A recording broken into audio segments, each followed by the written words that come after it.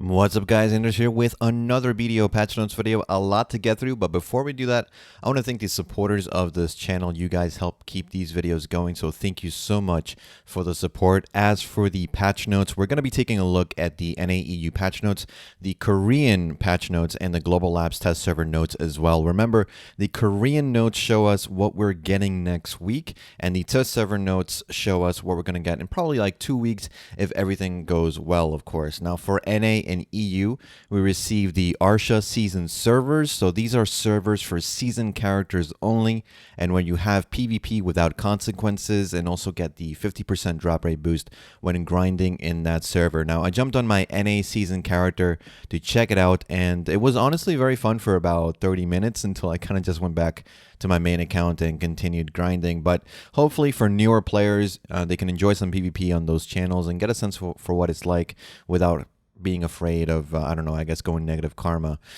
Speaking of season servers, they have added the Naru gear. This is a weaker set than Tavala, but easier to enhance than Tavala. It was introduced with the latest season in Korea, but we got the addition early for whatever reason. You can think of it as an alternative to quest gear as you're gearing up for Tavala. You can exchange a pen Naru for a Pride Tavala gear with the Fugar NPC, and they use beginner blackstones to enhance, which can be received through quests and by heating regular blackstones.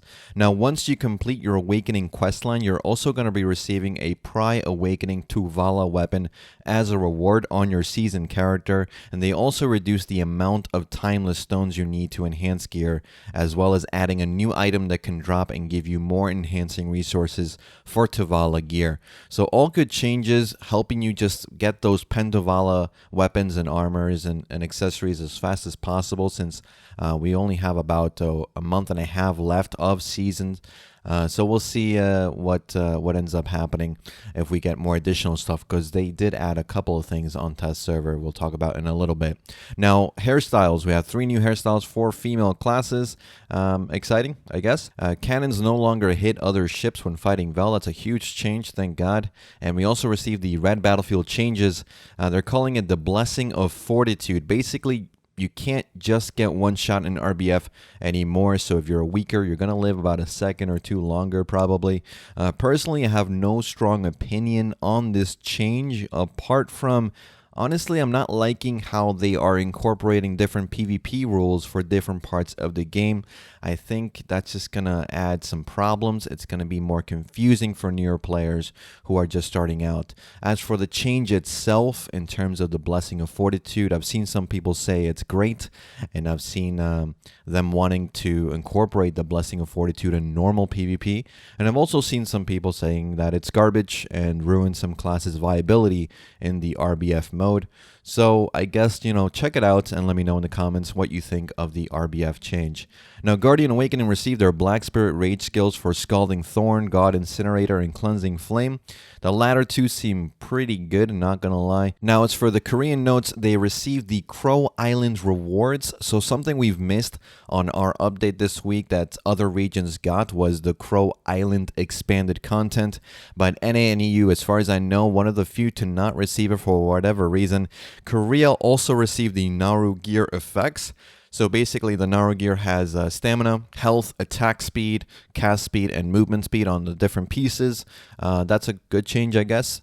And the Agris Fever change also went through on Korea. So now once you hit level 56, you get 50,000 points of Agris and receive 15,000 points a day for just hitting level 56. Now, if you completed the adventure log as well, you now have 100,000 points and recover 20,000 points a day. The points consumed in high-end areas has been updated to reflect this change, so it only really benefits low-end grinding the most. That is to say, now it does not matter as much if you use your Agris points killing Polyforce monsters over killing abandoned monastery monsters.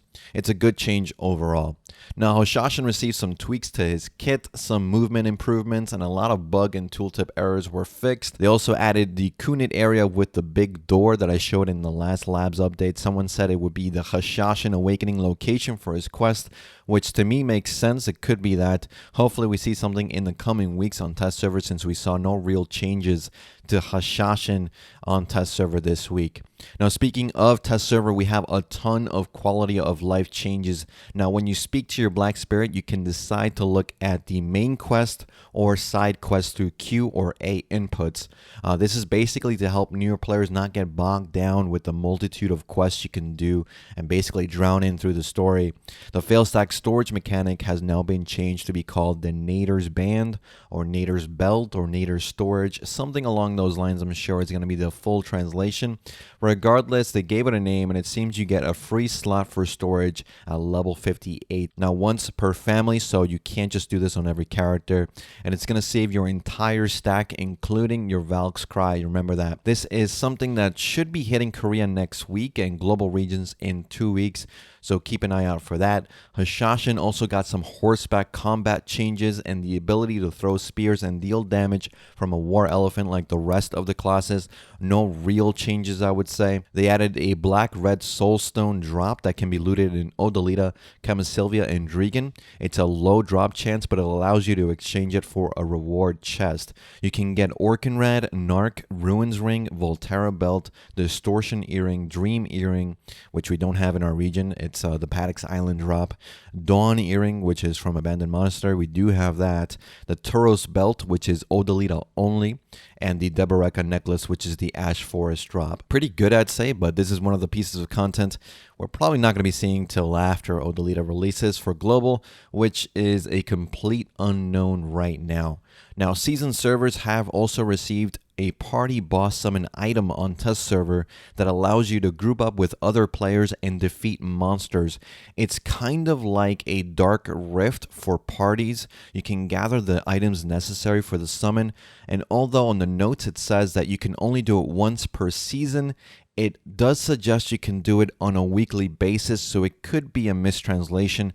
I'm sure we'll find out once it releases. Regardless, you can kill monsters and bosses that come through the rift. Sometimes they drop items that help you enhance your Davala gear, and sometimes you get a violent boss that will give you better loot. This will be implemented on our region within the first season, so something to keep an eye out in the coming weeks. We're either going to get it next week or the following week, because we really only have about a month and a half left on the season, and they did state that other regions with season 1 of season servers will be getting it, so it has to be sooner rather than later. Installing your campsite or tent in a rocky or slightly inclined terrain is no longer a hassle, thank God, and the archaeologist map users can now teleport back within 30 minutes regardless if they swap channels or relog into the game. That's a huge buff to those players. Archaeologist map is your permanent traveler's map that has the added function to teleport you back from your initial location within 30 minutes. Your Black Spirit Rage will no longer reset if you swap alchemy stones, and Hexe Sanctuary received a new grind spot for 160 AP. It is a single tombstone mob that you hit to initiate the mass spawns of skeletons converging on the tombstone. The mobs damage you and the tombstone, so the faster that you can kill the mobs, the longer you can keep the tombstone alive and the longer the spawns will go. Once it dies, you need to find another tombstone to continue the grind. In terms of ease, it wasn't difficult. I tested it with 178 AP and it wasn't bad. Mechanically, nothing to it, just keep using as much AoE as possible. The only tanky mobs are the big skeletons, and they only spawn once the previous big skeleton dies. In terms of drops, nothing confirmed yet, but it does not seem to share a loot table with a normal Hex Sanctuary spot. I got some Kaphras, Relic Shards, Trace of Death, and Trash loot from the few minutes I was there. I did get a few Kaphras, which is kind of nice. And finally, they added the ability to see your equipped gear in the enhancement window, so you can unequip items you wish to enhance without having to exit the enhancement window, unequip that item, and then re-enter the enhancement window. We had this functionality before they made the UI changes, so it's good to see that it's incorporated again. And that's pretty much it for this one, guys. Let me know what you thought about this week's RBF changes. Are you playing on Season Arsha? Let me know in the comments. And as always, guys, thanks for watching. Thanks for listening. I'll see you all in the next one. Take care.